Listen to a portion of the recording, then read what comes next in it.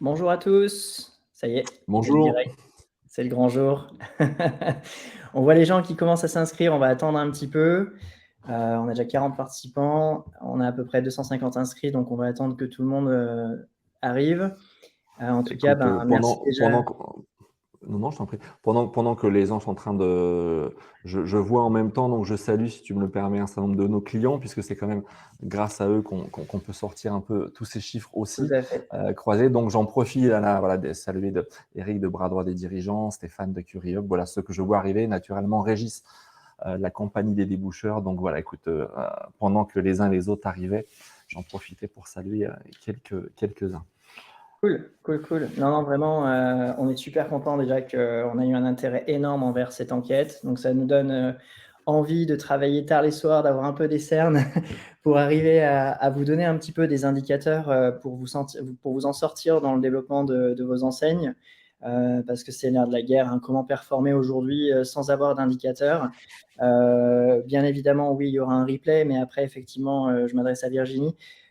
C'est toujours mieux de rester présent. Ça va être aussi un moment d'échange où pour les personnes qui auraient des questions particulières, vous pourrez les poser en live. Ça va durer 1 heure, ça va être très rapide, ça va aller vite et Beaucoup de vraiment, on a contenu, plein de effectivement. data super intéressantes à partager avec vous. On attend encore 3 minutes. Olivier, si tu voulais prendre la parole. Non, non, non, j'avais fait mon petit truc de saluer les uns les autres en clown blanc, donc pas de souci. Non, je disais effectivement, peut-être en introduction, pendant qu'on est en train d'attendre tout le monde, que cette année, c'est la deuxième fois que, bah alors, à la fois parce que Everfoot a grandi et Franchise Cloud a grandi aussi, du coup, avec 250 enseignes clientes, et merci à eux qui utilisent la solution Franchise Cloud, on a forcément, je dirais, un éventail un peu plus important. N'empêche que vraiment, nous aussi, on prend cette étude avec, je pense, le plus de modestie possible, hein, Mehdi, en sachant qu'effectivement, c'est pas parce que je pense que personne à notre place n'a un échantillon suffisamment grand pour sortir des données, mais on le fait assez modestement. On sait en tout cas que les données qu'on sorte semblent cohérentes, mais on le fait encore une fois avec modestie. Et si les uns et les autres ont des points d'amélioration à venir, pas de souci là-dessus. Et donc, ce que je voulais dire, c'est que cette année, naturellement, on va revenir sur les chiffres qu'on avait l'année dernière, les comparer à cette année. Vous verrez qu'il y a 2-3 éléments qui changent, mais on essaiera aussi en deuxième partie, donc restez bien jusqu'à la fin, de faire un peu plus que la dernière fois, parce que je sais que vous étiez demandeur, de creuser un peu la partie marketing digital, son coût, les coûts d'acquisition. Voilà, sachez qu'on va creuser un petit peu plus qu'on l'avait fait la dernière fois, cette partie-là. Cool. Alors, je tiens à remercier un de nos clients pour le coup, les Chérubins aussi, qui gentiment a prêté un bureau pour faire cette conférence. Donc, quand même, le petit sponsor, les Chérubins, merci Ah, pour le je coup. vois qu'il y a du barter qui se passe là. Donc, pour tous ceux On de vous attend qui quand même. connaissez Mehdi, ça ne m'étonne pas de lui. Donc, merci aux Alors, j'avoue chérubins. que le petit écran externe, c'est pratique. Moi qui suis souvent sur la route, ça permet d'être beaucoup plus efficace pour le coup. Voilà. Allez, on attend encore une Allez, petite c'est minute parti. et on va pouvoir commencer. Oh, je pense que, allez, écoute, on s'est dit effectivement qu'on avait beaucoup de choses à se dire pendant voilà, 45 minutes, 1 heure. Donc, je pense qu'on peut démarrer au moins sur les premières slides. Les gens, je pense, réussiront à nous rattraper. On a quand même déjà maintenant plus de 67 personnes qui sont à l'heure. Donc, je pense que, voilà, commençons. Allez, ça Allez. marche. Bon, pour respect pour les arrivants qui sont à l'heure, on va commencer. Donc, merci à tous d'être présents sur cette deuxième édition du Franchise Development Report. C'est une volonté, une initiative du moins, qui vient de Franchise on Cloud et nous-mêmes, Everfruit, à peut-être donner voilà, des indicateurs clés dans une stratégie de développement digital ou pas, pour vraiment savoir si notre réseau, donc je vous mets à votre place, si votre réseau performe ou pas sur cet aspect-là. Donc rapidement au niveau fonctionnement, il faut absolument rester jusqu'à la fin. Je vous expliquerai dans un petit instant pourquoi. On va vous donner plein de chiffres clés sur les taux de conversion en fonction des différentes sources, sur les coûts par lead, combien coûte un candidat aujourd'hui, l'acquisition digitale d'un candidat sur telle ou telle plateforme. Il y a plein de choses comme ça qui sont super importantes aujourd'hui dans votre développement, dans votre stratégie de développement, donc on va vous le donner. Petite règle, on va dire, on a avec nous Lisa, qui est notre content manager, et normalement Arnaud aussi, donc de chez Franchise on Cloud, qui sont là pour répondre à toutes vos questions. Donc vous avez un chat, n'hésitez pas à poser toutes les questions que vous voulez. Pour le coup, je vais essayer de revenir sur mon écran. Non, je ne peux plus. Donc Lisa, je te laisse prendre la main là-dessus. Sur le chat, s'il y a des questions, y répondre. Il y aura aussi des sondages, donc on va vous poser des questions aussi sur comment ça se passe pour vous dans votre réseau. Et voilà. Bon, je vais pas, ça c'est juste formalité. On va avancer pour le coup. Donc les intervenants, moi-même, fondateur d'Everfruit, donc on est une agence de marketing digital de croissance. On accompagne plus d'une trentaine de réseaux sur la brique acquisition digitale de candidats. Voilà. Sans les citer, vous les retrouvez sur notre site. La mission d'Everfruit, c'est vraiment ça, c'est de faire bouger les lignes, et on est un petit peu dans cette dynamique-là avec Olivier aussi qui va se présenter pour vous. Donc, effectivement, Olivier, fondateur et président de Franchise Cloud. Donc, je le disais, effectivement, utilisé par environ 250 enseignes franchiseurs, plateforme collaborative all-in-one pour couvrir tous les aspects du métier de franchise, même si nos clients ne sont pas tous franchiseurs. On a aussi des clients qui sont en succursale à 100%, par exemple, le réseau Adopt, c'était le cas. Mais en tout cas, plateforme all-in-one pour couvrir tous les aspects du métier de franchiseur qu'on connaît, recrutement des franchisés, les séduire, organiser les ouvertures, les réussir, et puis ensuite une plateforme collaborative pour naturellement augmenter l'engagement de tous ces franchisés, et puis naturellement faire tout en sorte pour qu'ils puissent performer, et s'il y a des écarts entre l'application du concept et la manière dont il est fait dans les points de vente, pouvoir y remédier. Donc en gros, voilà, recruter, manager, engager. Comment faire pour que finalement tout ça grandisse vite, solidement, à moindre coût et avec une sécurité juridique maximale. Voilà à peu près le why de la solution. Cool, super. Et donc, du coup, un peu de chiffres, forcément, puisque depuis maintenant 5-6 ans, sur toute cette partie développement, qui est une partie de notre plateforme, on a forcément les chiffres de 250 enseignes, d'où ils ont leurs candidats, leurs leads, comment ils transforment, quel taux de conversion. Un petit peu de data qu'on partage avec Mehdi, puisque lui aussi, de son côté. Allons-y. Cool. Alors, petite parenthèse, on a peut-être eu un problème technique avec la solution qu'on utilise pour le webinaire. S'il y a des personnes qui n'auraient pas reçu le lien pour se connecter ou des choses comme ça, c'est disponible normalement sur la page Franchise Development Report sur LinkedIn. Bon, après, normalement, tout a été renvoyé par mail, mais je reçois des messages personnels qui me disent qu'ils n'ont pas reçu. Donc, si c'est le cas, vous retrouverez ça sur la page LinkedIn. Si vous avez des personnes autour de vous, faites passer le message. Et nous, du coup, on continue notre présentation. Donc, d'abord, ce qu'on aurait besoin, c'est que vous nous parliez de vous. Alors, je ne sais pas si Lisa, tu peux lancer le sondage. L'idée, c'est de savoir déjà qui vous êtes. Est-ce que vous êtes responsable de développement? Est-ce que vous êtes en charge du marketing? Ou alors, est-ce que vous êtes simplement même mieux, un directeur de réseau ou un fondateur? Ça va nous permettre de peut-être pouvoir changer un petit peu plus le discours, aller dans des sujets qui vous touchent plus et que ce soit vraiment engageant pour vous. Voilà, donc je vais continuer à avancer pour ne pas perdre de temps. Mais n'hésitez pas à répondre au sondage qui vient juste de s'afficher que Lisa nous a mis à l'instant. Voilà.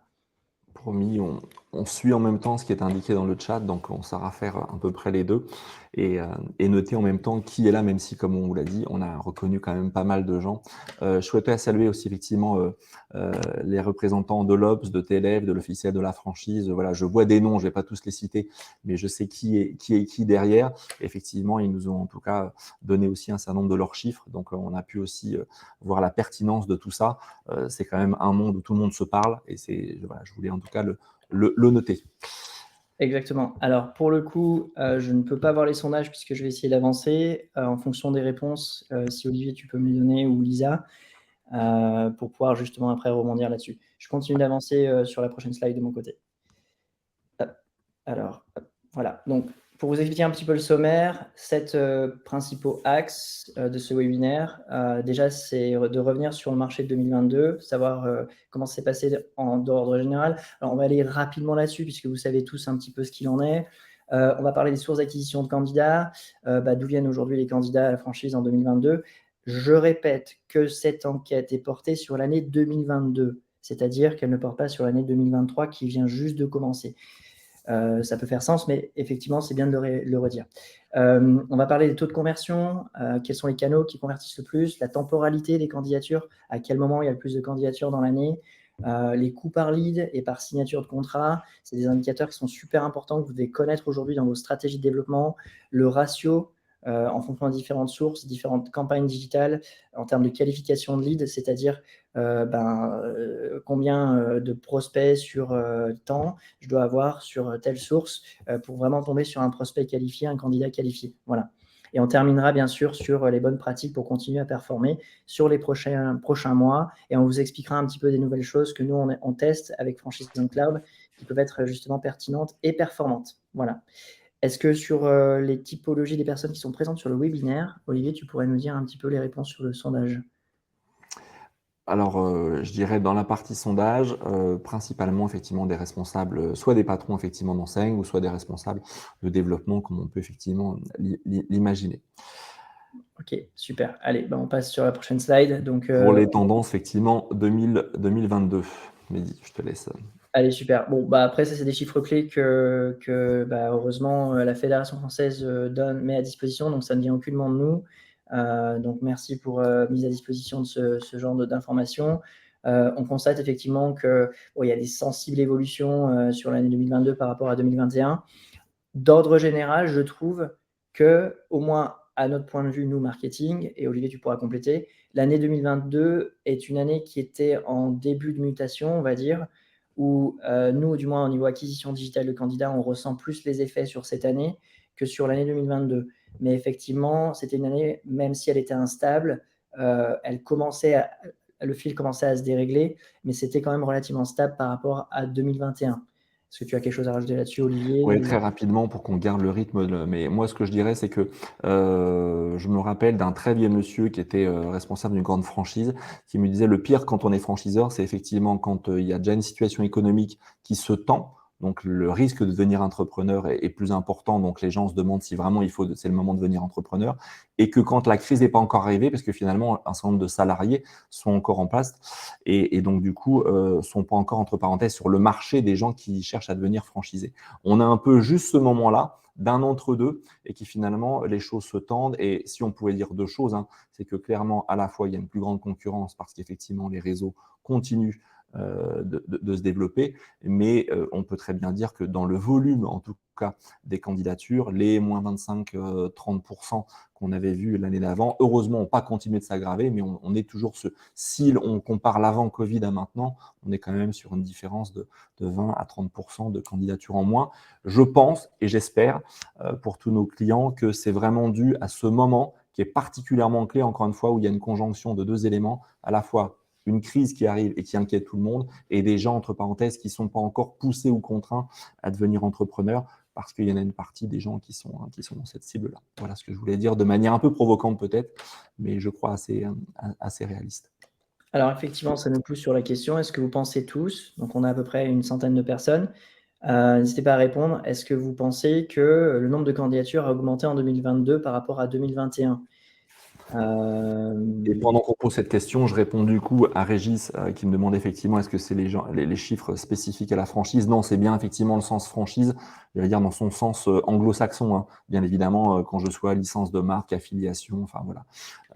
Me lancez pas sur ce côté-là en bon juriste, je vais en faire 3 heures. Mais bien évidemment, c'est la franchise dans son sens le plus général. Pour moi, franchise au sens anglo-saxon, c'est dès qu'un patron est indépendant et pas simplement salarié d'un point de vente. On est dans ce cadre-là du commerce organisé. OK, super. Alors peut-être que Lisa, tu peux prendre la parole et nous donner les résultats du sondage? Alors Oui, malheureusement, je je suis ne désolé, vois j'ai un pas du problème coup. technique, je vois pas les réponses. Donc c'est pour ça. Et moi non plus. Alors, 58% disent non et 42% oui. D'accord, OK. Alors c'est marrant, hein? C'est marrant et je serais curieux de savoir si on devait vraiment pousser l'analyse, comprendre, quelles sont les enseignes qui ont dit 40 %, merci Lisa, et les enseignes qui ont dit, non, 58 %. Donc effectivement, on constate, une tendance quand même descendante, hein, en termes du flux de candidatures, et on va le développer sur, En alors même temps que tu développes et que tu passes à l'autre slide, je vais répondre un peu à cette partie-là parce que ce qu'on voit, alors on l'a pas mis dans les slides là parce qu'autrement on n'a pas un échantillon, moi aussi, hein, avec 250 enseignes, je pense que je vous le disais, il faut rester modeste. On n'a pas un échantillon suffisant pour parfois être sûr des chiffres qu'on voit à l'intérieur, mais n'empêche qu'on peut s'en parler ensemble. Et clairement, si on voit les moyennes descendre, ce que je vois aussi, c'est que les différences entre en gros les bons et les mauvais s'aggravent aussi. Donc ça veut dire qu'on a bien, c'est en tout cas moi les gens qu'on voit, des gens effectivement qui n'ont pas de problème, qui performent de plus en plus. On verra que c'est quand même il y a une prime au nouveau concept, il y a une prime parfois à la restauration rapide de certains secteurs ou d'autres secteurs comme ça, qui continuent de bien performer, et que j'ai constaté que plus alors c'est un discours là aussi un peu provoquant, mais que plus les enseignes étaient matures et finalement en situation où les noms font rêver, eh ben peut-être c'est eux qui avaient presque le plus pâti de ces baisses de candidatures. Ce que je dis, hein, vous doutez bien qu'avant, je l'ai un peu objectivisé en parlant avec pas mal d'entre vous et pas mal de grandes enseignes. Mehdi, je te laisse continuer. Non, très bien, je pense que tu l'as bien résumé. Je continue à dire si Lisa, tu vois des questions, encore une fois, je vois pas les questions, donc désolé. Si tu vois des questions intéressantes, n'hésite pas à rebondir dessus. Par contre, les questions, je vois, voilà, on se fait un petit logistique, donc naturellement Lisa, Arnaud qui sont avec nous peuvent intervenir, mais je vois des questions, donc j'y répondrai à certaines. Normalement, je suis censé aussi les voir, mais malheureusement, j'ai eu un petit souci tout à l'heure qui a fait qu'elles ont disparu. C'est pas grave, je continue. Donc, pour le coup, les candidats aujourd'hui sont aussi répartis par segment d'enseigne. Peut-être je te laisse expliquer ça, Olivier. Tu sauras peut-être même mieux l'expliquer que moi. Oui, non, simplement, il faut bien faire un critère d'enseigne. On disait effectivement que je sois enseigne, naturellement en termes de critères restauration secteur, mais il nous a paru qu'il y avait un critère qui était beaucoup plus pertinent, qui était effectivement la taille de l'enseigne. Alors, voilà, une enseigne qu'on appelle micro-émergente, en développement, je disais mature ou émergente. Et par rapport à ça, on a un critère effectivement où, bien évidemment, je disais, 31% des enseignes matures, 31% des enseignes en développement drainent je dirais le nombre de candidats, ce que l'Obs, TLF, les uns les autres, l'officier de la franchise voit naturellement. Mais quand même, ça veut dire qu'on a des micro-émergentes, c'est-à-dire moins de 10 implantations, enfin autour de ça, moins de 25 pour les émergentes. On a quand même 15 et 23 qui arrivent. Donc, ce que je voulais aller aussi, et c'est dans non seulement la partie évolution, c'est qu'on va y revenir, mais qu'on a sur cette année-là, comme si en sortie de crise, les enseignes qui faisaient, je dirais, un peu plus rêver, c'est celles qui semblaient, peu importe si c'est vrai ou pas, mais semblaient les plus novatrices, soit en termes de concept, soit en termes de possibilité d'intégrer un réseau. Il y a clairement une prime aux jeunes enseignes, alors que pendant très très longtemps, être une jeune enseigne, c'était effectivement plutôt difficile. Je mentionne simplement, alors désolé pour les autres, que c'est la première qui me vient en tête, mais une enseigne comme Crêpe Touch, effectivement, mais alors peut-être même s'il y a un gros chiffre d'affaires par point de vente, mais qui a été révélation de franchise cette fois-ci, il y a effectivement une capacité à drainer de la candidature qui est parfois plus importante que des gens qui sont installés et qui, Michael Millier-Paris me dit, m'en voudra pas, mais qui sont parfois plus connus encore que Crêpe Touch. Donc, c'est bizarre la manière dont tout ça draine les choses sur les sites, notamment médias, et ce que je vois dans nos chiffres. Alors, donc, voilà effectivement à peu près le ratio qui a évolué. Oui, Mehdi. il y a effectivement une tendance, nous on le voit, sur des enseignes un peu micro-émergentes, tout ce qui est secteur street food, tout ça, les candidats vont tout doucement plus s'orienter là-dessus. Bon, après, c'est une évidence que je suis en train de vous dire, en tant que responsable développement, vous devez tous le savoir, mais on le constate aussi par les chiffres sur les campagnes d'acquisition que nous, on pourrait mettre en place. Voilà. Donc, c'est effectivement un bon point. Voilà. Donc après, effectivement, c'est pas dit que, peu importe dans quel segment vous vous trouvez, c'est juste de trouver du coup la bonne stratégie pour faire en sorte que ça fonctionne quand même et qu'un réseau mature va mettre en place, nous on l'a rédigé sur notre site, ça s'appelle la pyramide de croissance des réseaux, d'un point de vue marketing, les stratégies ne seront pas les mêmes pour un réseau mature que pour un réseau logiquement micro-émergent, en phase de développement, ou voilà. Donc ça, c'est un point important. Alors, prochaine slide. On constate qu'au niveau des secteurs qui reçoivent le plus de demandes, on a quelque chose d'assez similaire à ce qu'on avait l'année dernière. Alors, la difficulté qu'il y a là-dessus, c'est qu'il y a une notion organique qui fait que dans tous les cas, in fine, un candidat va toujours s'orienter sur de la restauration en premier. Je me rappelle, quand je travaillais pour un portail de mise en relation auparavant, d'une année sur l'autre, c'était plus ou moins tout le temps la même. On avait la restauration en premier, on avait ensuite tout ce qui est commerce spécialisé, alimentaire, etc. Troisième, service à la personne. Et quatrième, beauté, bien-être, salle de sport, etc. Donc, bon, effectivement, ça peut être différent légèrement d'une année sur l'autre, mais je ne pense pas. Et il y a aujourd'hui des personnes qui, et je vous en prie, s'il vous plaît, dites-nous-le, pourriez éventuellement, Nathalie, ou nous dire ce que vous en pensez à ce sujet en répondant dans le chat. Je pense que voilà, c'est pas des choses qui d'ordre général changent beaucoup, et c'est des choses que même les portails aujourd'hui doivent constater d'ordre général. Alors, petite mention pour les portails et personnes travaillant pour ces portails ici présentes. Si vous pouvez même intervenir là-dessus, il n'y a pas de souci. Lisa, tu rattrapes la question si c'est le cas, ou même Olivier, et comme ça on interviendra là-dessus. Mais bon, on constate une tendance assez identique à l'année dernière là-dessus. Alors, on peut passer aux slides suivantes. En attendant que tu passes aux slides suivantes, effectivement, j'indique juste que ça ne veut pas dire que le secteur bien-être attire moins que les autres. Là aussi, il y a un effet de volume. Hein. Clairement, si on regarde sur les 2000 et quelques enseignes de franchise en France, on a quand même beaucoup d'enseignes de la restauration. Donc, forcément, tout ça amène du volume. Ça ne veut pas dire qu'elles sont forcément… il se trouve qu'on a l'impression qu'un peu comme… mais qu'elles attirent plus en proportion de candidats. Mais il y a quand même un effet autour de ce secteur-là, effectivement, qui est quand même… et qui, bizarrement, après le Covid, reste là, alors qu'on pourrait s'attendre à ce qu'un certain nombre de candidats se détournent un peu de ce secteur-là. Et je mentionnais, du coup, puisque la partie santé-beauté, compte tenu du nombre d'enseignes, ça draine moins effectivement de volume, mais je fais en aparté, je ne donnerai pas les enseignes, mais en tout cas, nous on note que pratiquement les plus beaux taux de conversion sont faits par des enseignes de santé bien-être, donc vous voyez que voilà, les choses sont toujours à prendre avec voilà, le volume de candidats ne veut pas forcément dire les taux de conversion de chaque enseigne derrière. Moi, en tout cas, les top performers, je les vois dans la partie santé bien-être. Donc, candidats générés par source. Juste pour évolution entre les 2 années. Ça a une importance justement parce qu'effectivement, il va y avoir des enseignes qui organiquement vont attirer beaucoup plus de candidats, mais c'est pas pour autant qu'elles vont convertir mieux en fait. Donc l'idée, bien sûr, dans une stratégie, c'est de trouver le juste milieu entre les deux, mais des fois, il y a des choses qui se passent de manière naturelle. Et c'est ce que tu disais là, par exemple, par rapport aux enseignes de beauté santé versus enseignes de restauration. Et on le constate, nous, d'un point de vue marketing, pour le coup. Alors, les candidats générés par source, c'est quelque chose qui variera toujours d'une année sur l'autre. Aujourd'hui, on constate que les sites médias restent quand même relativement devant, pour le coup. C'est indéniable, hein, il y a un fort référencement naturel, il y a des investissements colossaux qui sont mis en place pour de l'acquisition. Donc, une enseigne ne peut pas venir en compétition avec un portail de mise en relation et autres.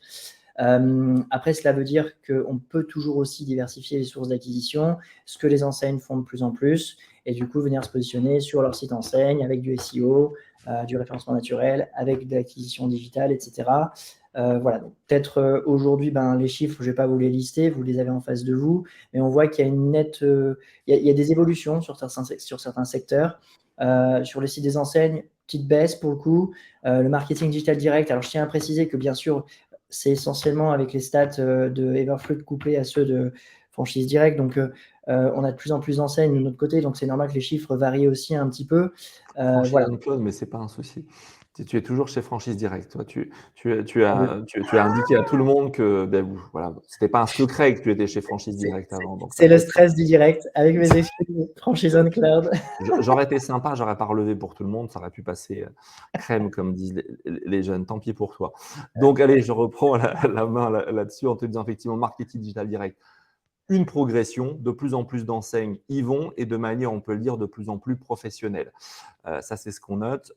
Et puis, effectivement, une grosse montée du parrainage parce qu'effectivement, les enseignes se sont rendues compte que c'était finalement beaucoup plus simple d'aller demander à leurs propres franchisés d'envoyer les autres franchisés, voire même certains nombres d'enseignes, de manière assez intelligente, ont mis en place tout un système pour que les salariés qui sont au sein effectivement des franchisés, des enseignes franchises, puissent monter en compétences et eux-mêmes, avec un certain nombre d'ailleurs de solutions de financement, puissent ouvrir des franchises. Quand d'un seul coup, on a une pénurie de candidats effectivement en développement, c'est non seulement quelque chose d'intelligent en termes de taux de conversion, mais aussi de pertinent pour aller chercher des candidats quand on n'arrive plus à les voir dans son viseur. Moi, ce que je note dans les enseignes là, c'est que particulièrement ceux qui ont réussi à le mettre en place, on s'en doute, c'est des secteurs dans lesquels il y a besoin d'une forte expertise métier. Parce que forcément, alors je ne dirais pas des enseignes, parce que j'en ai une là, mais qui me dit, moi, effectivement, quand je fais des campagnes digitales et tout, il faut que je trouve des gens qui savent effectivement faire de la charpente, faire de la menuiserie. Et donc, du coup, j'ai un processus de recherche qui, par le parrainage, peut être d'autant plus pertinent. Moi, je voulais simplement dire une chose, et je te repasse la parole, c'est que je m'attendais à ce qu'entre une année et l'autre, puisque c'était la première année de notre étude, qu'on ait en tout cas des chiffres qui varient de manière importante, et quand on les a regardés, je les ai regardés à 2 fois parce que je me suis dit, est-ce que vraiment on ne s'est pas trompé dans les chiffres, puisque finalement, à part quelques évolutions presque qu'on pourrait prédire avant d'avoir les chiffres, on a des choses qui restent à peu près dans les grandes proportions telles qu'on l'a vu. Donc, on peut se dire en tout cas aujourd'hui qu'une enseigne qui voudrait se couper des sites médias pour faire en tout cas du volume en termes de candidature, compliqué en tout cas, et que ça reste quelque chose à la fois en termes de visibilité et de lead important. Et je voulais dire un mot sur les salons et le salon de la franchise. Alors, pas forcément parce qu'on est partenaire de la FFF, mais parce qu'effectivement, sur la partie salon, c'est quand même du cross-canal et c'est très difficile à mesurer. Donc, effectivement, dire que les salons, c'est 8%, Véronique me dirait effectivement que je regrette, mais ça draine bien plus que ça en termes de réassurance, en termes de ce qu'on veut. Et c'est vrai. Et donc, du coup, on donne le chiffre tout en sachant que ce chiffre peut-être ne correspond pas à grand-chose et sous-évalué au final dans le closing, en tout cas. Voilà ce que je voulais simplement dire. Entièrement d'accord là-dessus. Et effectivement, c'est une enquête qui, d'une année sur l'autre, viendra encore à s'étoffer. On partait de 0, maintenant on est à 1. L'année prochaine, on sera à 2. En revanche, il y a une chose qui est certaine, c'est que ce sera sur 2023, donc l'enquête qu'on sortira début 2024. J'ai fait un petit teaser pour le coup. En fait, qu'on verra en fait ce fil qui commence à se tordre un petit peu dans d'autres sens. On a quelque chose d'assez similaire sur l'année 2021 versus 2022, mais je le vois personnellement au niveau de l'agence. On commence à avoir des distorsions un petit peu sur les sources d'acquisition, sur les comportements des candidats, etc., qui sont bien sûr impactés par l'environnement extérieur. Mais voilà. Donc, on va y venir, quoi qu'il arrive. Je vais passer à la prochaine slide. Juste, Mehdi, avant la prochaine slide, il y a juste plusieurs personnes qui demandent si vous pouvez préciser ce qu'inclut le marketing digital direct. Effectivement, très bien. Merci Lisa pour ton intervention. N'hésite pas à en faire d'autres si c'est le cas, quand c'est le cas, quand il y a des questions. Donc le marketing digital direct, c'est ce qu'on fait nous. C'est des campagnes sur Google, Facebook, LinkedIn. C'est vraiment des campagnes de marketing digital que vous mettrez en place vous-même pour aller chercher des candidats. La chasse digitale. Voilà. Si ça répond à la question, dites-le nous. Si ça ne répond pas, n'hésitez pas. Elisa, je t'autorise à m'interrompre si c'est le cas. Oui, il y avait juste une autre. J'aimerais bien savoir quel site média est le plus important. C'était l'autre question. Alors, c'est une question que, pour le coup… Alors maintenant que tu as dit que tu travaillais chez Franchise Direct avant, et que voilà, je te laisse te dépatouiller. Je t'aide, c'est ça? Alors, vous voyez, je vais faire un peu on va pas faire de vernis, c'est-à-dire qu'on s'est vraiment interrogé si cette fois-ci, cette année, on publiait les chiffres des différents sites médias. J'étais finalement assez à l'aise. On sait très bien, et nous en tout cas avec Arnaud, on va sortir une étude sur effectivement les médias et les différentes sources que les uns et les autres revendiquent. Mais ce qui est sûr, c'est que on sait très bien qu'il y a deux premiers dans les listes en termes de volume, que TLF dans l'ordre et l'Obs dans l'ordre sont les deux premiers qui drainent effectivement énormément de candidatures.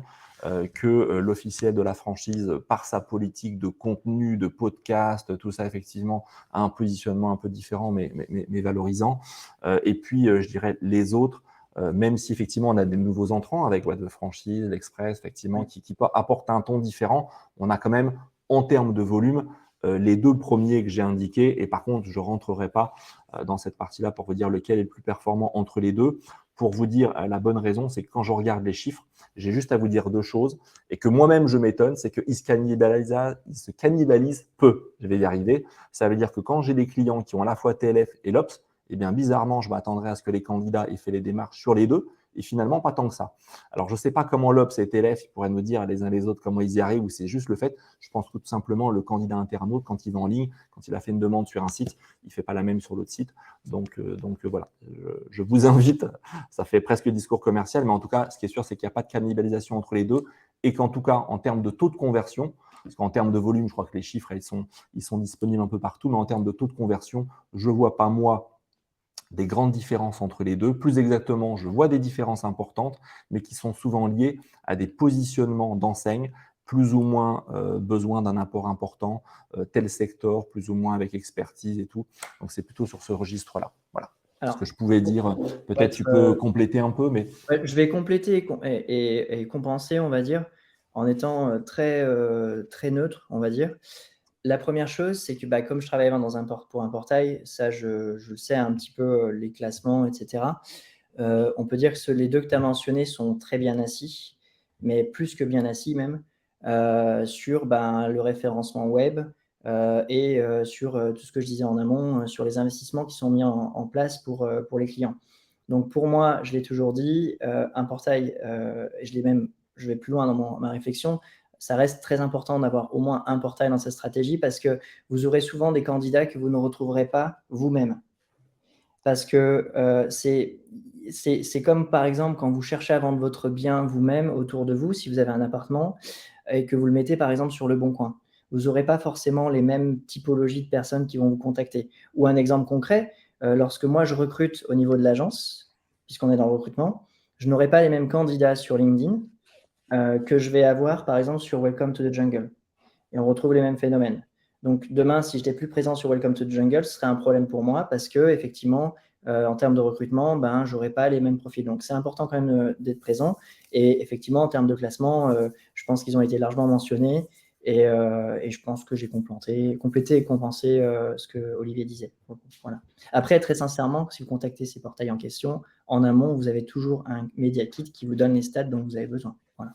Que je ne connais pas à ce stade. Voilà. Faisons attention à dérouler vite, effectivement, parce qu'on est tous les deux bavards et voilà, qu'on puisse donner en tout cas les chiffres vite. Ouais.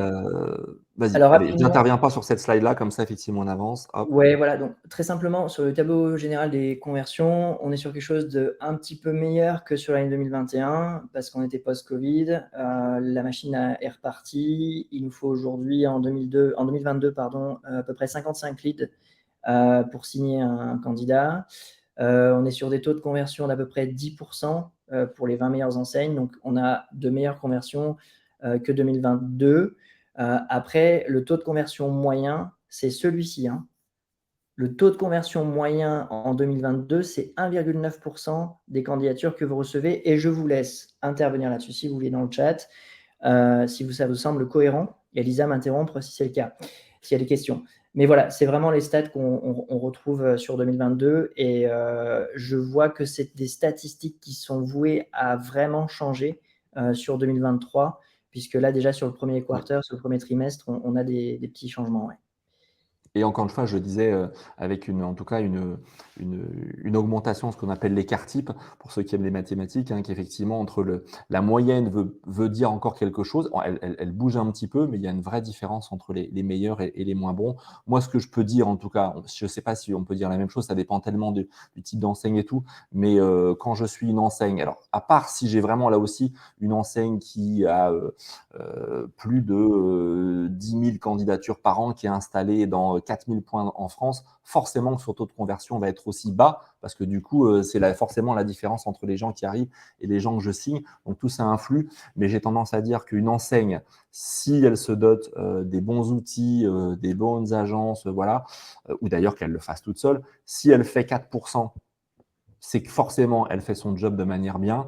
Si elle est à 2 ou en dessous, c'est qu'il y a quand même des zones encore d'efficacité à aller rechercher. Donc moi, en tout cas, et ça, on est en dehors des stats, du coup, c'est un sentiment. Mais dis là-dessus, je ne sais pas ce que tu en penses. Mais puisque la question peut-être qui intéresse, c'est est-ce que quand je suis développeur, déjà, c'est quoi calculer mon taux? Moi, sur nos solutions, vous le savez, on a mis en place depuis peu un tunnel de conversion qui fait que je peux me rentrer un budget, une période et regarder les différents coûts d'acquisition en fonction d'où viennent les sources, de manière automatique. Comme ça, c'est pas le doigt mouillé, mais on peut se dire que 4%, quand j'ai un taux de 4%, j'ai pas à rougir de mon taux de conversion, c'est que je fais vraiment ce qu'il faut derrière. Voilà.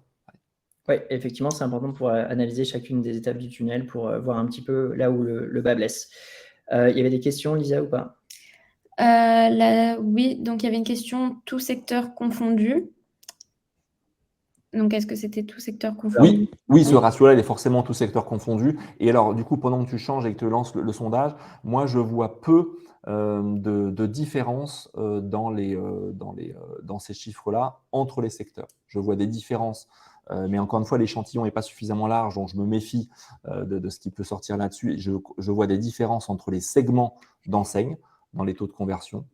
clairement, je l'ai dit un peu tout à l'heure, je vois les meilleurs taux de conversion dans les enseignes les plus, je dirais, les plus jeunes, mais c'est aussi parce que voilà, il y a un effet de volume qui viennent un peu fausser les chiffres, mais je ne vois pas tellement de différence ça entre les secteurs, sauf à rappeler ce que j'ai dit au début, que la restauration, avec effectivement tout ce qui est un peu food, bref, tout ça est un peu en tête, et certains secteurs comme l'esthétique et tout, même s'ils ont souffert longtemps dans un certain sens, certaines enseignes sont dans les meilleurs taux de conversion. Très bien. Donc, les réponses à cette question, quelle source de candidats le plus converti selon vous en 2022? Lisa, je te laisse donner les réponses dès que tu les as. Alors, on a 45% pour site enseigne, 17% pour les salons, 17 ou 15 maintenant pour les portails, 11 pour parrainage, 10 réseaux sociaux et 3 consultants franchise. Ça veut bien dire, tu vois, qu'effectivement, sur les salons, les gens sont conscients, en tout cas, que même si c'est 8% des sources de leads, ils ont bien conscient, effectivement, qu'il y a quand même un intérêt qui reste intéressant sur les salons. Alors même que ceux qui étaient là il y a 10 ans dans le monde de la franchise, et malheureusement pour moi, j'en fais partie, eh bien, il y avait quand même effectivement beaucoup plus de salons que maintenant. Et puis, on voit bien, par contre, qu'ils sous-estiment, à mon avis, bizarrement, alors que le parrainage explose. Dans le sondage, on ne sent pas effectivement cette conscience de l'intérêt de ce mode-là. Ok, bon, c'est à noter. Super. Mehdi. Et il y a juste une autre question. Pardon, Mehdi. Okay. Vos anciennes ont-elles une stratégie de chasse sur les job boards? Si oui, est-ce efficace? De Régis. Alors, bonne question. À ce stade, on n'a pas inclus ce genre de choses pour la bonne raison qu'il y a effectivement peu d'enseignes qui le font. Dès lors qu'on part sur des stratégies de chasse sur des job boards, là on parle d'Indeed, des choses comme ça qui fonctionnent, hein, c'est efficace. Hein. Ça veut dire qu'il c'est des enseignes qui ont quand même un certain budget à mettre parce qu'on sort des canaux principaux en fait. Voilà. Pas forcément dans une stratégie d'acquisition un canal principal, mais enfin ça pourrait l'être d'ailleurs, mais c'est pas forcément vers celui où on s'oriente en premier. Là, j'ai répondu à la Bon, question. Mehdi, je te laisse avancer. Je ne veux pas faire le clown blanc, mais effectivement, je pense que les slides qui sont après intéressent un peu plus. Bon, celles-là, vous pouvez les Là, on retrouver. rentre dans Hein. le vif du Donc, sujet. allez. On rentre dans le vif du sujet où effectivement on voit que le parrainage est un réel levier. Il y a de plus en plus de réseaux, dont certains qu'on accompagne, qui mettent réellement en place des stratégies avec des incentives où voilà, le franchisé est rémunéré s'il a de la cooptation, s'il en ramène d'autres. Bon, les consultants toujours en tête aussi, puisqu'ils sont quand même sur les devants de la scène, les salons aussi, les sites enseignes, les réseaux sociaux et les portails pour le coup. Alors, attention à prendre avec des pincettes. Les volumes, en fonction de chacune des sources, ne sont pas les mêmes. Donc, effectivement, ça influe sur les taux de conversion. Mais cela ne veut pas dire que ce n'est pas performant, je précise. C'est pour ça que tu passes à l'autre slide. Tu vois, je continue de faire le clown blanc. Du coup, c'est pour ça aussi qu'on vous dit tous les gens que je vois les plus efficaces ont une stratégie cross-canal. Parce qu'effectivement, c'est dire qu'est-ce qui est le mieux, effectivement, les consultants ou pas. Bah, si j'ai besoin que 2, 3, 4 candidats, les taux de conversion vont être plus importants. Par contre, si je suis dans un réseau ou parce que j'ai levé des fonds, ou parce que X chose, j'ai besoin d'avoir beaucoup de candidats et d'en gros d'avoir un levier très important, hein, comme disent les financiers, un effet de traction important, je ne pourrais pas y arriver simplement avec effectivement le parrainage et les cabinets qui ont les taux de conversion plus importants. Donc, il y a un choix entre les deux et ça veut bien dire qu'il faut qu'il y ait un cross-canal et l'arbitrage se fait en fonction de si je veux aller solidement avec effectivement, si je suis au début, construire quelque chose, ou au contraire avoir beaucoup de volume, des stratégies un peu différentes. Effectivement, du coup, que c'est inévitable, hein, vous le savez, au niveau des étapes entre la première demande jusqu'au rendez-vous et la signature du contrat, il y a une belle déperdition. Mais la courbe après donc là, elle descend bien, quoi, mais on peut aussi travailler chacune des étapes du tunnel pour justement faire en sorte que chaque étape soit un peu plus rehaussée et que. Ouais, on y reviendra après. Alors, pardon, je t'interromps, Mehdi. J'avais insisté là-dessus, mais comme ça, je ne le ferai pas les slides après. C'est que vous verrez une autre slide où on dit a deal is not a deal dans mon mauvais anglais. Mais c'est vraiment ça. Ça veut dire que le marketing, souvent, et j'en parlais encore avec Nathalie ou Soutélef, dit finalement, ils vous envoient des leads, vous les prenez. Certains disent oui, c'est qualifié, pas qualifié, revenons pas là-dessus. Mais vous oubliez que quand vous achetez cher des leads, finalement, dans les taux de conversion, c'est pas, en gros, le marketing ne s'arrête pas quand ils ont commencé à faire une demande sur votre site. Et moi, je le vois il est parfois d'un point de vue financier beaucoup plus important de continuer à faire un vrai effort marketing, c'est-à-dire considérer qu'un deal qui est arrivé, il est encore en gros à faire du nurturing, c'est-à-dire qu'il arrive chez moi, et c'est pour ça d'ailleurs que la dernière année, on a développé ces outils-là sur notre plateforme, des systèmes d'automation qui font que OK, il a demandé, je lui renvoie un mail automatiquement en disant OK, on peut se parler, prendre rendez-vous. S'il ne m'a pas répondu, je lui renvoie une autre plaquette derrière. Enfin voilà, que finalement, la personne qui s'est intéressée à vous, elle va s'intéresser à un moment donné, elle va repartir et que la vraie différence que vous allez faire entre vous et une autre enseigne, c'est justement à partir de ce moment-là, ce que vous allez pouvoir lui proposer comme outil, un espace candidat, des documents. Parfois, vous allez être obligé de faire le premier pas pour lui montrer finalement que vous êtes la meilleure enseigne. Et il y a beaucoup à gagner dans cette partie-là. Donc, pensez pas simplement en haut de votre entonnoir, mais en gros, on voit bien hein, l'étape, allez, entre 28% de premier rendez-vous et des signatures de contrat, il y a, comme on dit, du gras, j'aime pas le terme, mais en tout cas, on comprend à aller chercher sur cette partie-là. Ok, bon, on va avancer parce qu'on a tellement de slides à vous montrer. Un truc intéressant et important et que j'y crois plus dur que faire. Enfin, je vais te laisser expliquer un petit peu plus, Olivier, mais ça, Oui, c'est mais super. alors en 2 mots, parce qu'effectivement, tu as raison, les 3 prochaines slides, je dis plus rien, je te laisse avancer. Mais en tout cas, ça pourrait sembler, je dirais, un peu un argumentaire commercial parce que finalement, oui, nous, en tout cas, on propose une plateforme collaborative et pas simplement un CRM, tout ça. Et donc, mais sauf que c'est la réalité de ce qu'on voit. C'est qu'effectivement, dans les taux de conversion, bah, les gens qui utilisent Excel, tout ça, outre le fait que c'est pas du tout RGPD, on fait, d'ailleurs, j'en profite, petite annonce, demain, le 28, nous organisons avec l'agence RGPD et Michel Rousseau un webinaire sur le RGPD spécial franchiseur. Et donc, outre le fait que les Excel, tout ça, c'est pas du tout RGPD et que vous avez un risque important en termes juridiques, on voit bien qu'il y a une vraie différence dans la manière dont on est plus ou moins efficace. J'utilise en gros un outil de bureautique, j'utilise un CRM type HubSpot, Salesforce, j'utilise une plateforme où le candidat a son propre espace. Il est donc baigné dans votre univers de marque. Enfin, voilà, ça fluidifie les échanges. Et puis derrière, on utilise cet espace candidat et en même temps, que ce soit le nôtre ou un autre, hein, peu importe, avec un système intégré d'automation. Et là, quand on commence à coupler tout ça ensemble, là, on commence à avoir une vraie différence dans les taux de conversion. Ça, c'est sûr. Allez, les 3 prochaines slides, je me tais. Ça marche. Merci, Olivier. Donc, sondage, quel est le délai moyen d'une signature de contrat en 2022 selon vous? On laisse répondre à ce sondage que Lisa va nous lancer et on va pour le coup avancer après avec les réponses. Lisa, je te laisse les donner. Dès que tu les as, on prend 10 secondes pour ça et après on continuera à avancer sur les prochaines slides car effectivement, le délai moyen d'une signature varie d'une année sur l'autre dû à plein de choses, l'extérieur, le contexte, etc. qui fait que je te laisse donner un petit peu les stats que tu as, Lisa, pour le coup.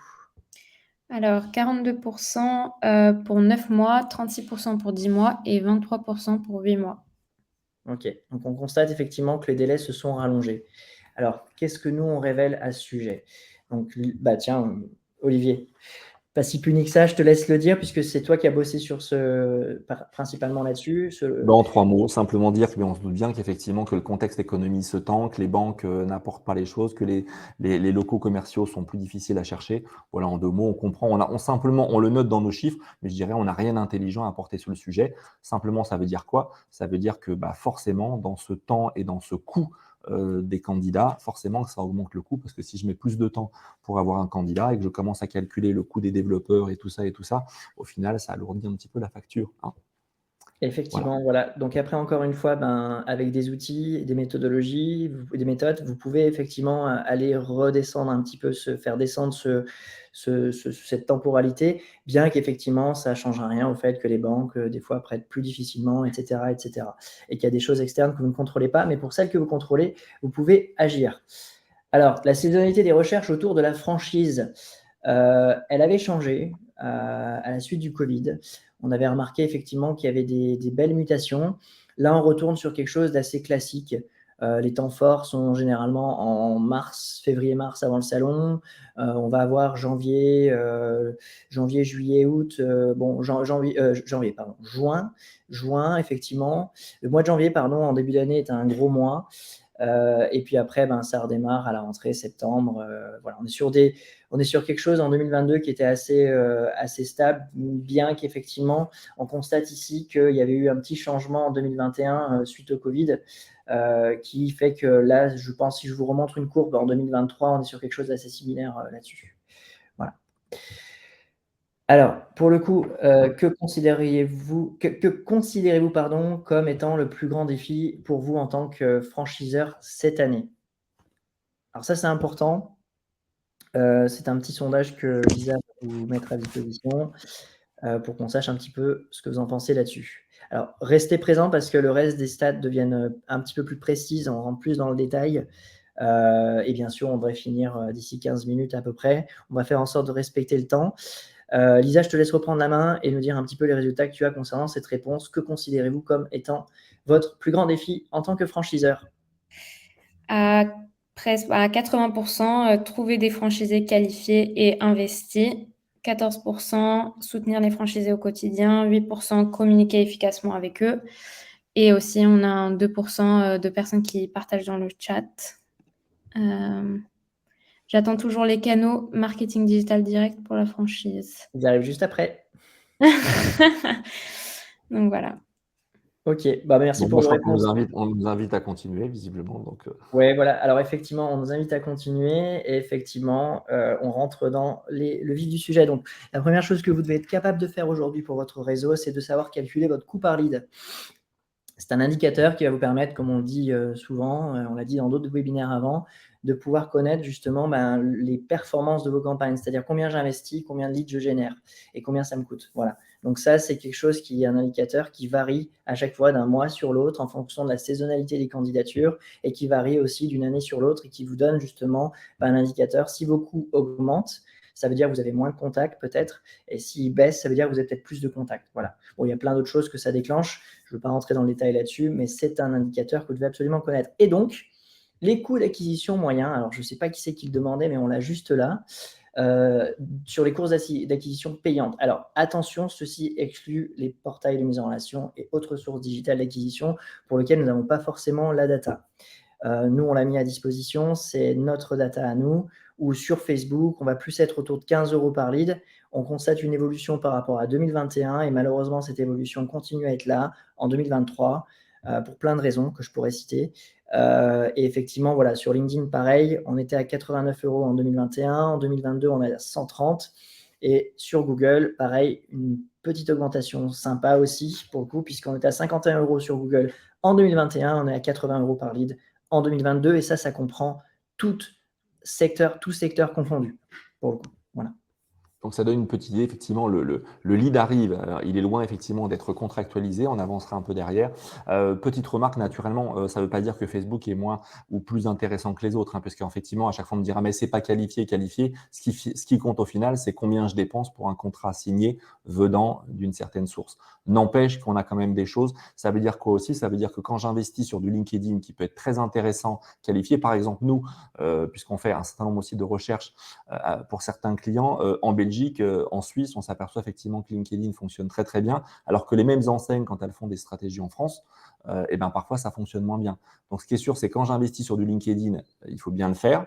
Et il faut être bien entouré parce que quand je dépense 130 € pour un lead, il faut vraiment que ça déroule derrière parce que sinon, je peux vraiment très très vite mettre mon argent dans un panier percé, encore plus que dans des stratégies Facebook ou Google Ads, alors qu'elles sont regardées comme moins qualitatives et du coup moins intéressantes. Voilà.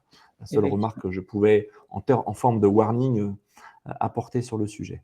Alors là, vous avez effectivement, pour rebondir là-dessus, des indicateurs, hein, donc en fonction des différents secteurs. On est sur une forte augmentation du coût par lead dans la restauration, malgré tout, qui est liée à la baisse de candidature, qui est liée à la mutation aussi dans ce secteur en particulier, qui est liée au fait aussi que secteur concurrentiel, effectivement. Voilà, et puis on a fait aussi cette enquête sur 250 réseaux. Si on en avait les 2000, on aurait quelque chose d'encore plus fin en termes de granularité. Voilà. Mais voilà, ça donne un indicateur. Le service à la personne, pareil, en augmentation. L'immobilier aussi, la finance aussi, et le divertissement entertainment, pour le coup, est aussi en augmentation. Donc ces indicateurs permettent de savoir aujourd'hui, de vous comparer par rapport à ce que vous avez. Est-ce qu'il y a des questions là-dessus par hasard? Lisa?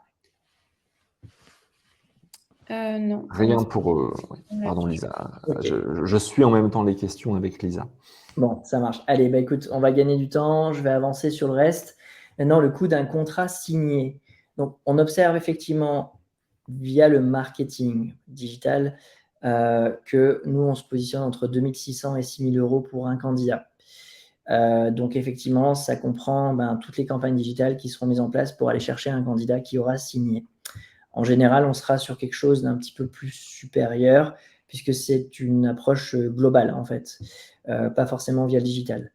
Peut-être que tu veux rajouter quelque chose là-dessus, Olivier? Oui, pourquoi on a fait deux choses différentes? Parce qu'à chaque fois, on dit ça coûte combien, effectivement. Alors, déjà, une première chose très difficile d'intégrer le coût des salariés des développeurs. Donc, bien évidemment, c'est hors structure interne. Et quand on dit structure interne, si vous faites le marketing digital à l'intérieur via vos salariés, tout ça modifie naturellement. Mais pourquoi on a mis entre 3 000 et 7 000? C'est qu'effectivement, les 7 000, ça peut être un certain nombre d'autres choses que le digital. Et puis que le digital, on a mis entre 2006 et 6000. Ce que je voulais juste rajouter, peut-être, c'est que moi, ce que je vois en tout cas, au-delà de ce grand écart finalement entre 2006 et 6000, c'est que plus je suis dans une enseigne où je demande peu d'apports, je vais pouvoir travailler sur quelque chose qui va être plus près de 3000. Si vous faites demain une démarche via les canaux d'acquisition de marketing digital direct qu'on a mentionné, et que vous demandez un apport important, ou en tout cas conséquent, moi, ce que je vois, c'est qu'on est autour de quelque chose entre 5 et 6 000 €. Le coût, donc quand on dit le coût total, à ce qu'on a fait toute l'échelle là, des CPL, effectivement, tout ça, ça veut dire en gros, si je mets 6 000 sur le marketing digital, je vais avoir un candidat. Donc, on voit que ça veut dire quoi? Ça veut dire que si vous manquez des leads, c'est important, et de toute façon, tout le monde va être bien obligé de mettre ça aussi dans sa stratégie. Mais la personne qui dirait je vais faire du marketing digital et je vais le faire sans être accompagné ou comme ça au bonheur la chance et tout, et ça va me coûter moins cher, je pense que là, il y a un petit peu de mensonge aussi. C'est très pertinent, percutant, efficace, mais on voit que le coût par rapport aux autres, je dirais, coûts, il n'y a pas vraiment de différence. C'est donc un complément d'une stratégie bien pensée. Moi, à vue de nez comme ça, et quand je dis à vue de nez, j'ai regardé mes chiffres, c'est que pratiquement 80% de ce que je vois sont compris entre un 4 et un 6 000 € de budget pour aller chercher une signature qui se déclenche derrière. Alors, là, par contre, là-dessus, pendant qu'on avance, ça m'intéresse quand même d'avoir, et Mehdi, naturellement, votre retour là-dessus, parce que jusqu'ici, je ne vois pas beaucoup d'acteurs qui se mouillent sur la partie marketing digital pour commencer à donner des coûts. Alors, c'est vrai qu'en plus, ça dépend vraiment des secteurs. Pour le coup, je sais que ça fait un peu normand, mais quand même, on est dans un 4 000, 5 000 très, très vite. Donc, ça m'intéresse d'avoir, forcément, vous avez des développeurs autour de la table qui commencent à mener des stratégies marketing digital efficaces. Sinon, les autres, souvent, on a des choses beaucoup plus délirantes. Mais ça m'intéresse d'avoir votre retour sur ces chiffres-là qu'on a essayé justement de faire un peu plus transparent que ce qu'on voit de part et d'autre. Alors, bon, on vous a donné un petit indicateur des coûts d'acquisition qu'on arrive plus ou moins à obtenir sur Google Ads pour aller chercher des candidats dans les différents secteurs principaux, restauration, immobilier, animation, loisirs, santé, bien-être. Bon, c'est des indicateurs. Ça ne veut pas dire que ce seront les coûts que vous aurez vous. S'ils sont meilleurs, tant mieux. Ça dépend aussi de plein d'autres facteurs. Mais au moins, ça donne un référentiel sur des campagnes Google Ads. Voilà. Après, l'avantage de Google Ads, c'est qu'on est quand même sur des recherches intentionnistes. On est sur des personnes qui recherchent dans un secteur en particulier. Donc, c'est quand même bien de mettre ça en place parce que ça vous permet de vous positionner à ce moment-là quand la personne fait la recherche. Je vais essayer d'avancer parce que… Une toute petite remarque pour dire que du coup, parce que c'est le complément c'est que si on se lance dans le marketing digital, ça veut dire forcément c'est un coût et ça veut dire qu'il y a un effet de seuil. C'est-à-dire qu'effectivement, et là, je sais que j'ai vu, je crois, Régis Remande intervenir pas mal sur le sujet, il a raison. Si je fais appel à un consultant, effectivement, je peux mettre un certain billet, pas plus. Là, quand je fais dans le marketing digital, si j'ai pas un certain budget à mettre à l'année, on peut en tout cas sortir des ratios qu'on a vus ici, et donc effectivement, ça nécessite une certaine mise de départ, comme on dit, pour que ça soit cohérent. On peut aussi le dire, on va voir du coup les budgets moyens qu'on constate sur les enseignes qui se lancent sur ce type de choses. Après, on l'a vu effectivement, du coup, les coûts d'acquisition, je pense que c'est clair pour tout le monde. Alors, je passe rapidement sur cette slide et on va revenir sur ce que tu dis, Olivier. Je regarde l'heure aussi. Restez encore parce qu'on a encore plein de... Enfin, on arrive presque sur la fin, hein, je vous rassure. Et on vous laissera poser des questions si vous en avez. Mais voilà, on vous donne un indicateur ici. C'est le coût d'un clic sur Google qui vous permet de voir si vous faites des campagnes de votre côté, comment vous positionnez. C'est ce qu'on observe, nous, de manière générale. Encore une fois, ce n'est qu'un indicateur. Vous pouvez être meilleur, moins bon, mais c'est déjà histoire de donner un référentiel sur les secteurs qu'on a donnés. Et là, on voit qu'effectivement, on a plus de clics dans la restauration, on en a un peu moins dans l'immobilier, on en a un petit peu plus dans l'animation et loisirs. On a dans le santé, bien-être, des coûts par clic qui sont plus élevés. Donc ça, c'est des indicateurs qui vous donnent un petit peu le nombre de clics que vous obtiendrez en fait en fonction du secteur dans lequel vous êtes. Voilà. Organiquement et naturellement parlant, des candidats vont tout de suite s'orienter dans la restauration. Donc si vous êtes dans la restauration, vous aurez plus de chances de capturer plus de leads sur Google que ce que vous ne le ferez dans d'autres secteurs comme l'ameublement ou l'habitat. Voilà. Prochaine slide, elle est super importante. Je vous autorise à faire un screenshot si vous voulez. Effectivement, aujourd'hui, on constate, après avoir piloté un certain nombre de campagnes, qu'un lead sur 4 est qualifié sur LinkedIn, un lead sur 7 est qualifié sur Facebook et un lead sur 3 est qualifié sur Google. Donc, d'où l'importance de venir se positionner sur différents canaux. Et effectivement, ce n'est pas parce que sur Facebook, on a effectivement beaucoup de déchets qu'on ne trouve pas des bons profils. Et la majorité des enseignes qu'on accompagne sur Facebook, ça marche plutôt bien pour eux. Après, effectivement, bon, on en a pour certaines pour qui on a coupé parce que ça ne marchait pas. Mais voilà, ça, c'est des indicateurs qui sont aussi très importants. C'est le ratio de performance. C'est-à-dire, il me faut 4 prospects pour en avoir un de qualifié sur LinkedIn. 7 sur Facebook pour en avoir un et 3 sur Google pour en avoir un. Voilà. Encore une fois, s'il y a des questions, Lisa, je te laisse m'arrêter, il n'y a pas de souci. Il y a une question, mais elle est spécifique à Franchise. Oui. Voilà, je laisse Arnaud y répondre, sinon effectivement, voilà, quelqu'un nous posait une question. Comment dans notre outil paramétrer le tunnel de conversion pour mesurer exactement le coût d'acquisition à différentes étapes? Je laisse Arnaud lui répondre. Je ne vais pas faire ça marche. Allez, je rebondis vite fait sur cette slide qui est aussi importante. Et c'est à mon avis une des slides les plus importantes d'ailleurs. Oui, effectivement, aujourd'hui, c'est les budgets que vous devez consacrer au minima sur ces canaux-là, si vous voulez performer. Un client qui aujourd'hui ne peut pas mettre au moins 1 000 € par mois par canal, c'est pas la peine d'y aller parce qu'on va faire du bricolage et surtout si c'est la première fois que vous y allez, il faut que vous puissiez collecter de la data, connaître votre coût par lead, connaître vos statistiques pour pouvoir ensuite performer. Donc, effectivement, on constate qu'on arrive à avoir des bonnes performances. Nous, personnellement, au niveau de l'agence, on a de bonnes perfs sur Google et Facebook. Après, un peu sur LinkedIn, mais LinkedIn, la difficulté, c'est de pouvoir avoir suffisamment de budget pour se positionner là-dessus, que votre réseau, votre concept match avec le réseau social LinkedIn pour que ça puisse performer. Voilà. Donc, en moyenne, Google, sur l'ensemble des clients qu'on a audités, on a à peu près 10-15 contacts. Alors, je dirais plus 8-15 pour le coup sur Google. Sur Facebook, à peu près 30. C'est beaucoup de volume sur Facebook. Et après, sur LinkedIn, on en a un peu moins, mais c'est quali. Voilà. Donc, c'est un petit peu ce qu'on obtient de référence par canal. Voilà. Après, à prendre avec des pincettes. Ouais. Et du coup, ce que je voulais noter là-dessus, puisqu'on parle aussi on donne un peu des conseils finalement digitaux, c'est que sur le LinkedIn, finalement, je dirais pas l'organique, mais le manuel ou le pseudo-manuel, on connaît tous effectivement ce que c'est capable de faire, des lame lists, des choses comme ça, des campagnes de growth hacking derrière, mais que le manuel fonctionne bien. Quand je dis manuel, c'est quoi? C'est effectivement, je travaille ma base, j'identifie des gens, manuellement, je leur envoie des éléments. Voilà, je connais des enseignes. Voilà, je pourrais citer Nachos, je ne sais pas si Jean-Philippe est là, mais effectivement, le fait de manuellement, avec l'aide ou pas d'alternant, d'aller manuellement sur LinkedIn faire les choses, vous allez faire réduire largement votre coût d'acquisition sur ce média-là. Donc souvent, en gros, LinkedIn, pour qu'il soit intéressant, il faut y mettre, je dirais, de la masse salariale en quelque sorte, ou en tout cas du temps homme sur le sujet, sinon tout le monde rêve de LinkedIn. Moi, ce que je vois effectivement, c'est quand même des taux d'acquisition qui restent assez importants. vas mentionner. Nous, sur la gestion des campagnes, on est quand même 4. Donc, bon, effectivement, à une plus grande échelle parce qu'on a 30 clients, mais c'est un temps humain énorme et s'il n'y a personne derrière les manettes, ça ne marchera pas, quoi. Enfin, c'est vraiment important de vraiment le garder en tête. Donc, voilà. Bon, je vais avancer pour le coup puisqu'on dépasse presque le temps. Je vous donne un exemple ici de campagne locale qu'on a mis en place pour un de nos clients. Donc, le marketing digital local au service de la génération de leads. Je peux peut-être développer pour le coup, Olivier. On remercie aussi notre client pour le coup.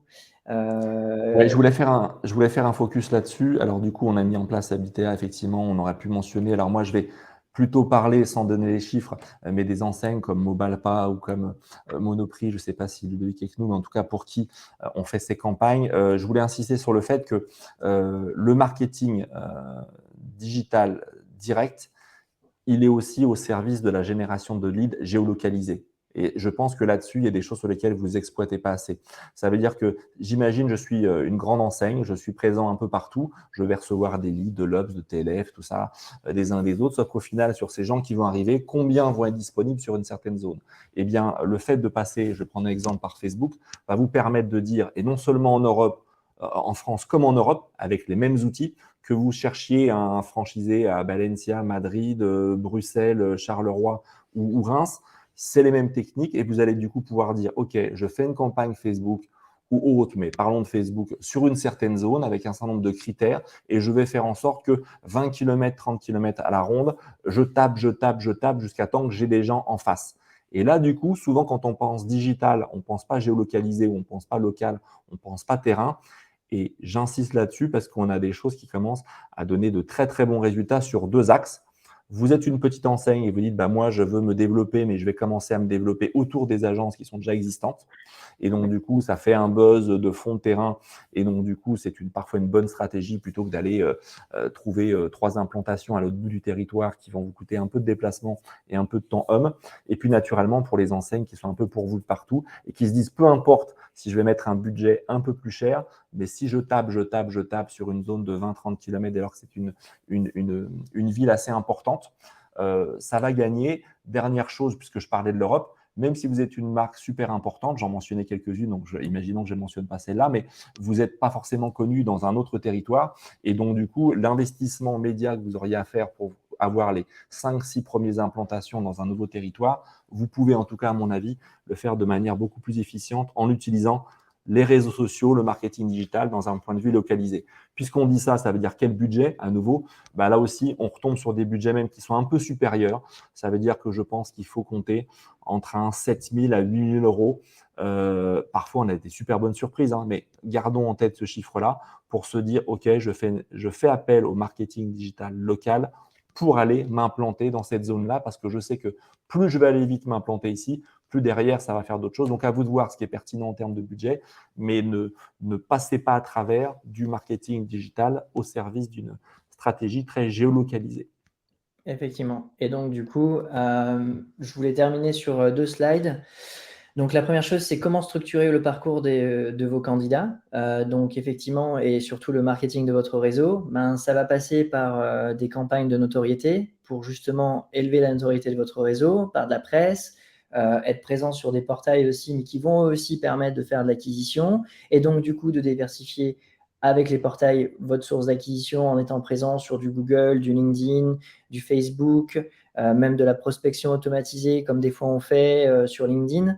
Voilà. Et ça, pour moi, ça c'est un tunnel, autant un parcours candidat qu'un tunnel d'acquisition qui est gagnant parce qu'on va être capable ensuite de collecter le contact, le rentrer dans un CRM, donc dans un outil de traitement des candidatures tel que Franchising Cloud ou autre, d'aller mettre du marketing automation, d'aller adapter notre approche auprès du candidat en fonction de son comportement d'un point de vue marketing, purement marketing, et ensuite l'accompagner en fait jusqu'à la signature.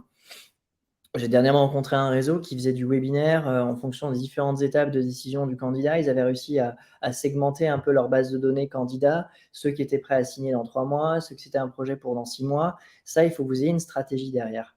C'est du marketing B2B. Et effectivement, pour bien performer dans les prochains mois à venir, mais dans les années à venir, c'est de cette manière-là qu'il va falloir qu'on s'y prenne. Dans le secteur de la franchise, tout comme on le fait aujourd'hui dans d'autres secteurs, dans le B2B, pour justement y arriver. Voilà. Dernière petite slide, et ça, c'est pas une mise en garde, mais c'est une réalité, et je laisserai terminer là-dessus Olivier. Non, je dis effectivement, j'en ai déjà un peu parlé au début, donc très rapidement. Alors, ça peut sembler une conclusion comme ça, et finalement, il n'y a pas des chiffres, et quand il n'y a pas des chiffres, ça ne nous intéresse pas. Sauf que je le redis, vos stratégies marketing, elle ne se finit pas quand la personne est venue sur votre formulaire et vous indiquez que finalement, l'enseigne s'intéressait. C'est la même chose, on parlait de B2B, B2C. On a tous les gens maintenant qui font leur podcast. On voit bien le patron d'Eskimos, pour le nommer, effectivement. Plus je donne du contenu à la personne en face, plus elle continue de s'intéresser à moi. Et il y a un peu, je dirais, une schizophrénie que je vois parfois, c'est que votre enseigne, forcément, vous en êtes fier. Donc, du coup, vous dites dans toutes vos communications auprès des gens qui sont déjà intéressés à vous, vous leur dites mon enseigne, elle va faire ceci, elle va faire cela. Et vous oubliez souvent que le franchisé de son côté, bien naturellement, votre enseigne l'intéresse, mais c'est plutôt son projet entrepreneurial de vie, avec tout ce que ça implique, qui est au cœur. Donc, plutôt que de parler de vous, plus exactement en complément du fait que vous parlez de vous, pensez aussi à parler beaucoup aux candidats et du candidat. Donc, on parlait de type de webinaire. Comment se planter quand j'ouvre une enseigne de restauration? Comment ma vie m'a changé? Est-ce que je vais travailler de 12 heures à 24 heures dans tel secteur? Enfin, ce genre de choses-là, même parfois un peu provoquant. Bon, on peut être provoquant plus ou moins à la taille de son enseigne, mais vraiment, et je le vois et on voit avec Mehdi que les choses évoluent là-dessus, c'est que si vous l'avez vu, 100% tombe de lead dans nos outils, la manière dont vous allez pouvoir automatiser les choses, renvoyer du contenu, peu importe si c'est schizophrène et qu'on entend dire non, mais moi je veux que des leads qualifiés, eh bien je regrette, les meilleurs que je vois, et même quand ils ont des enseignes connues, et je vais terminer par là, eh bien c'est à eux, tant pis messieurs, c'est à vous de donner envie du candidat. Alors ça ne veut pas dire que c'est vous qui, en gros, vous mettez à la place et que c'est vous qui avez le séduire, mais quoique. Donc, si vous n'êtes pas à dire c'est toi qui décides, jamais effectivement ça serait une erreur. Mais par contre, au moins en termes de contenu, pensez, et vraiment c'est ma conclusion, à construire du contenu, même une fois qu'il est tombé dans vos outils de CRM, pour continuer à l'alimenter sur comment lire un bilan dans la restauration rapide, comment ceci, enfin du contenu qui va lui permettre, dans sa réflexion qui va durer, on l'a vu, 2-3 mois en termes d'enseigne, au moment donné, où il a eu une annonce de telle et telle enseigne, et bien finalement, qu'est-ce qu'il va faire qui va être plutôt vers l'une ou vers l'autre? Dans la restauration, désolé messieurs par exemple, mais il y a quand même un peu de concepts qui se ressemblent parfois. Et bien du coup, si je suis dans une enseigne, j'ai un espace client, on m'envoie des webinaires sur des trucs qui m'intéressent, qui me permettent de construire ma réflexion en termes de chef d'entreprise, eh bien là, je gagne des points énormes. Donc vraiment, le marketing ne s'arrête pas quand en gros les gens de Mehdi ont fait leur boulot pour aller chercher les leads, même si je sais que le boulot de Mehdi continue et que lui aussi, il va vous aider sur cette partie-là. Les dernières étapes sont déterminantes. Voilà ce que je voulais dire en conclusion. Effectivement, la mise en place de webinaires, même à la demande, sur une page d'atterrissage, sur votre site franchise, voilà, l'arrivée du contact dans Franchise on Cloud, ok, coche une case, ça veut dire que, il arrive dans votre CRM, donc ok, c'est un lead qualifié. Ensuite, il a émis telle action, il a téléchargé la brochure. Ah ok, c'est encore plus qualifié en fait. Et puis tiens, il est allé voir 2-3 contenus webinaires, même 3 mois après. Tiens, ça renvoie un message sur Franchise on Cloud en me disant attention, là, ce prospect que tu avais il y a 2-3 mois, c'est vraiment un prospect chaud. Là, il faut le recontacter maintenant, il est prêt. Il cherche quelque chose, il a un problème, il faut que tu lui répondes. Et ça, forcément, ça nécessite d'outils parce que si vous le faites manuellement, vous ne savez jamais effectivement quand la personne s'intéresse à nouveau à vous. Donc vraiment, ces systèmes d'automation sont vraiment des bons compléments pour que sur les 1000 candidats que vous avez chacun dans vos CRM, sachez qui réactiver au bon moment. Tout à fait. Voilà. Et écoutez, vous avez peut-être des questions. On a été presque juste au niveau du timing. Olivier et moi, on parle beaucoup, on prend beaucoup de plaisir à faire ce genre d'enquête. Je tiens, avant de passer aux questions rapides, vous remercier toutes les enseignes qui nous ont permis de rendre cette enquête possible, que l'on renouvellera chaque année. Merci aussi aux équipes d'Everfruit qui, pour le coup, notre petite Lisa qui a bien bûché et même le reste de la team pour le coup. Voilà. Et puis bien sûr à Olivier et aux équipes d'Olivier qui ont aussi permis de rendre ça possible. Et qui voilà, merci Arnaud, effectivement, Tranchet, que vous connaissez, qui est au poste en ligne sur le marketing digital dans nos équipes. Moi, je voulais juste dire un truc, Mehdi, qu'on pense bien, parce qu'effectivement, on fait cette étude, on va chercher des chiffres et tout. Peut-être que je parlais de modestie. investis, j'aimerais bien qu'à la suite de ce webinaire, que les uns et les autres n'hésitent pas à me dire, bah, tiens, c'est tel sujet que je veux creuser, tel sujet que je veux creuser, parce que finalement, il y a aussi une suite à ce webinaire-là, et donc on peut continuer à répondre aux questions que les uns et les autres se posent. Moi, je pense qu'au moins, on peut dire que depuis 2 ans, on a changé un peu le discours à travers cette étude qu'on montre gentiment, en disant, bah, avant, c'est quoi le taux de conversion à peu près moyen en France, c'est quoi? Eh ben, au moins, on permet d'apporter un peu de chiffres qui apportent un peu d'objectivité dans tout ça. Le jour où on aura un échantillon de 1000 enseignes, on sera encore plus pertinent. J'avoue que je suis assez impatient d'avoir cela, puisque ça voudrait dire qu'on aura 1000 enseignes utilisateurs de Franchise & Cloud ou d'Everflow Digital. Donc, allez-y, on vous attend, comme dit l'autre. Lisa, les questions? La seule question que j'ai vue, c'est est-il possible d'avoir un doc de cette présentation? Alors, très bon rebondissement et très bonne transition.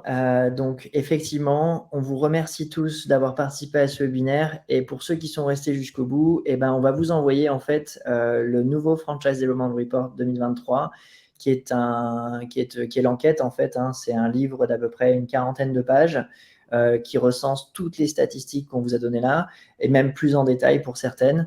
Et qui vraiment, vous devez l'avoir toujours direction marketing dans un réseau, c'est une obligation de l'avoir sur votre bureau tout le temps pour voir un petit peu, pour avoir des statistiques, des valeurs de référence.